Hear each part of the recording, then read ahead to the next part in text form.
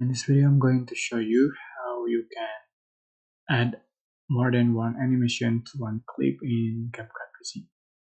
Alright, for example, one clip.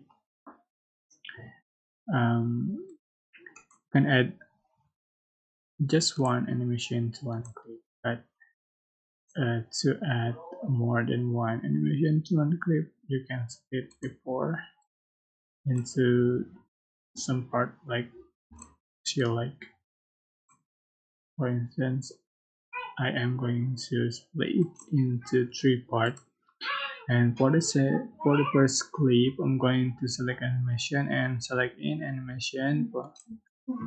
For the second clip, I'm going to select combo animation, select this one, and for the last clip, I am going to select this out animation.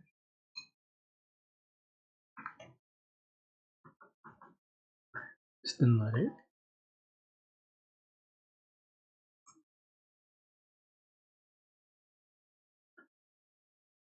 Go. Yeah. That's it. I hope this tutorial was helpful for you. Don't forget to like, comment, share, and also subscribe.